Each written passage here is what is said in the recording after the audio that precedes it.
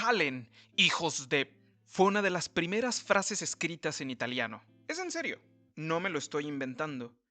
Quedó escrito en los muros de una iglesia que hoy está a varios metros bajo tierra. Y casi al mismo tiempo, uno de los primeros textos en español nació simplemente porque unos monjes necesitaban llevar la cuenta de sus quesos. Tampoco me lo estoy inventando. Todavía existen las notas escritas de puño y letra por ese monje. De estas curiosidades y muchas más les cuento hoy en verde, blanco y rojo. Mi nombre es Esteban Castorena, soy profesor de español y de italiano como lenguas extranjeras y hoy les doy la más cordial bienvenida.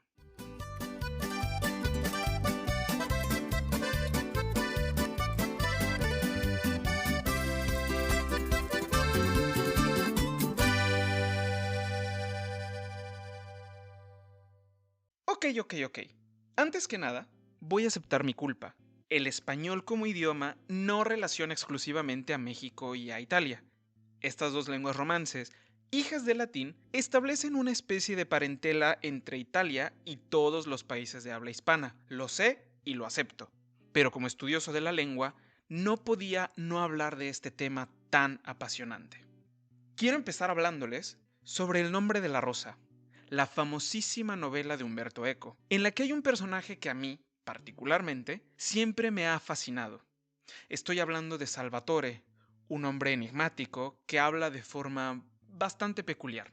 A propósito del habla de Salvatore, el narrador de la novela, Azzo de Melk, dice: en el curso de mi narración tendré que referirme, y mucho, a esta criatura y transcribir sus palabras. Confieso la gran dificultad que encuentro para hacerlo, porque ni puedo explicar ahora, ni fui capaz de comprender entonces el tipo de lengua que utilizaba. No era latín, lengua que empleaban para comunicarse los hombres cultos de la abadía, pero tampoco era la lengua vulgar de aquellas tierras, ni ninguna otra que jamás escucharan mis oídos. Cuando más tarde me enteré de su azarosa vida y de los diferentes sitios en que había vivido, sin echar raíces en ninguno, comprendí que Salvatore hablaba todas las lenguas y ninguna. O sea, que se había inventado una lengua propia utilizando jirones de las lenguas con las que había estado en contacto.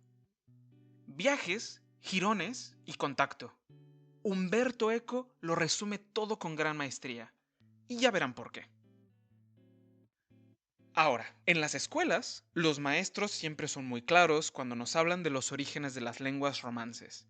Nos dicen que el italiano y el español y el francés y el catalán y otros idiomas son hijos del latín vulgar, es decir, el latín de la calle, del vulgo, de la gente, el que los ciudadanos comunes y corrientes hablaban. No es el latín culto e impecable y complicadísimo de los escritores, filósofos o políticos. Y claro, ese latín, ya fuera vulgar o culto, tampoco es que salió de la nada. Desciende de un idioma mucho más antiguo llamado indoeuropeo, que es como el gran abuelo del que derivan casi todos los idiomas de Europa, la India y algunas regiones donde hoy predomina el árabe. Entonces, aquí surge una pregunta.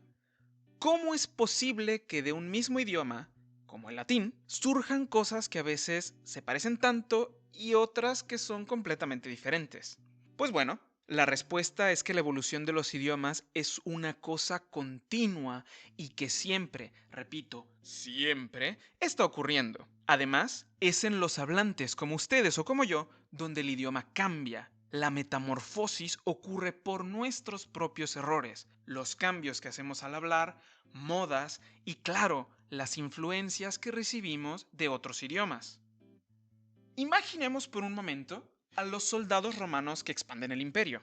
En cada territorio conquistado se encuentran con las lenguas bárbaras, o sea, lenguas que no eran latín y que para los soldados eran algo así como balbuceos incomprensibles. En el contacto diario entre romanos y pueblos sometidos, el latín empezó a mutar, a absorber sonidos y palabras. Un mismo idioma se transformó de formas diferentes en cada región gracias a la influencia que recibió de los idiomas locales. Así, en lo que hoy es España, surgen diferentes lenguas ibero-romances a partir del latín, claro está. Una de ellas, la de Castilla, terminó por imponerse gracias al poderío político y militar de este reino. El filólogo Antonio Alatorre explica cómo la fuerza del reino de Castilla impuso su lengua sobre el aragonés, el leonés y otras variantes. Y es que, ¿qué quieren que les diga? La cosa es así.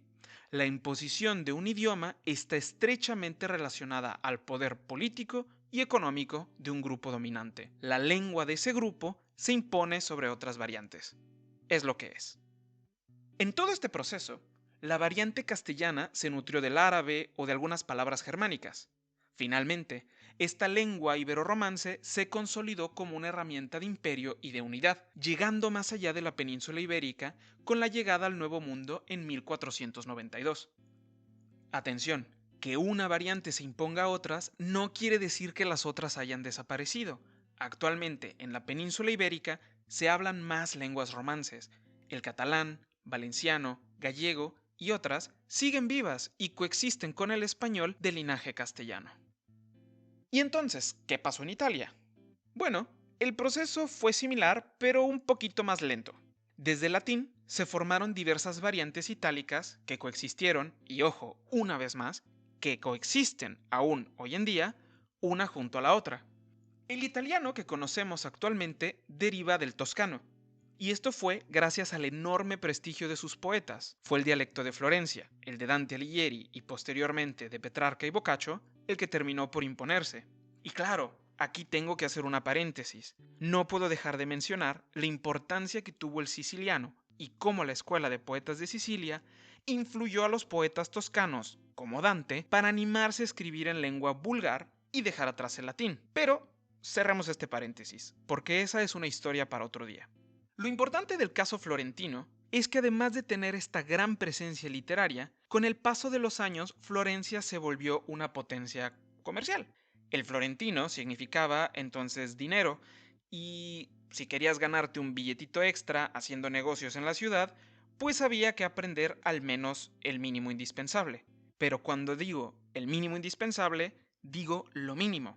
Para que se den una idea, el lingüista Tulio de Mauro calcula que cuando Italia por fin se unificó como país en 1861, menos del 10% de la población hablaba el italiano estándar proveniente del florentino. El otro 90% hablaba su propia lengua, otras variantes ítalo-romances que habían sobrevivido en la fragmentación política y cultural de la península. Pero a ver, si el cambio de la lengua es un proceso continuo, entonces, ¿cuándo exactamente el español o el italiano dejaron de ser latín para convertirse en otra cosa? Ay, la respuesta siempre genera un debate acalorado entre los estudiosos, pero si se trata de buscar algo así como las actas de nacimiento de los idiomas, siempre hay contendientes peleando por el título. En el caso del italiano, el proceso fue una transición entre sombras, con un indicio por aquí y un indicio por allá. Uno de los rastros más antiguos que se conocen, y también uno de los más divertidos, es el Indovinello Veronese o la Adivinanza de Verona, que data del siglo VIII. Quiero que por un momento se imaginen a un copista que está aburrido, un monje, que, como hacemos todos de vez en cuando en la oficina, pues se pone a hacer cualquier otra cosa que no sea trabajar. Este copista, al margen de su escrito, redacta una adivinanza que comienza más o menos así. Se pareva boves, alba pratalia araba, bla bla bla. No me voy a poner aquí a recitarla completa, ni a analizarla en el detalle. En síntesis, el copista compara el acto de escribir con el de labrar el campo. Los bueyes son sus dedos, el campo blanco es el papel y la semilla negra es la tinta. Esa frase ya no es latín, pero tampoco es el italiano que conocemos hoy. Es ese punto intermedio donde las diferencias ya saltan a la vista. Mi rastro favorito, y del que les hablé al inicio de este episodio, no está en el papel, sino en una pared, específicamente en la Basílica de San Clemente en Roma. Si ustedes visitan la ciudad de Roma, tienen que ir a esta basílica. Es súper interesante y no está tan llena de turistas porque no es tan popular. Son 3 iglesias construidas una sobre la otra, de las cuales 2 ya están a varios metros bajo tierra y ofrecen un viaje literal por las capas de la historia de Roma. Bajando esa iglesia subterránea en San Clemente, hay un fresco en la pared que funciona algo así como una especie de cómic antiguo. La escena es bastante divertida. Un noble pagano llamado Sicinio está furioso porque quiere llevar a prisión a San Clemente, pero ocurre el milagro y Dios ciega a Sicinio y a sus siervos. Entonces, los siervos creen estar arrastrando al santo cuando en realidad están tirando con todas sus fuerzas de una pesadísima columna de piedra. En medio de este esfuerzo inútil, en medio de la ceguera, Sicinio pierde los estribos y les grita: Fili dele... traite. Y bueno, me imagino que esto no necesita una traducción, ¿verdad? Lo fascinante aquí es la intención con la que el artista usó la lengua vulgar. Mientras el santo en la pintura dice sus diálogos en un latín perfecto, asociado a lo celestial, áulico y culto, el noble, en su rabia, escupe los insultos usando la lengua del pueblo, la lengua que realmente se escuchaba en los mercados y las calles de Roma en aquella época. Si hablamos del honor oficial, de la verdadera acta de nacimiento del italiano, el premio se lo llevan los famosos Placiti Capuani del año 960. Vamos a imaginarnos entonces otra escena. Ahora tenemos a un notario en la ciudad de Capua que simplemente estaba hartísimo de que el latín formal y acartonado no reflejara lo que los testigos realmente estaban diciendo en un juicio sobre unos terrenos. Así que, con toda la intención del mundo, decidió dejar de traducir las palabras de los testigos del vulgar al latín y las transcribió así como eran. Transcribió la voz viva de la gente tal cual sonaba.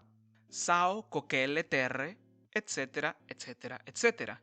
Que significa: sé que aquellas tierras, bla, bla, bla. Y es justo ahí, no en un poema épico, sino en una declaración de un testigo común y corriente ante un juez, que el italiano reclamó por primera vez su lugar oficial en la historia escrita.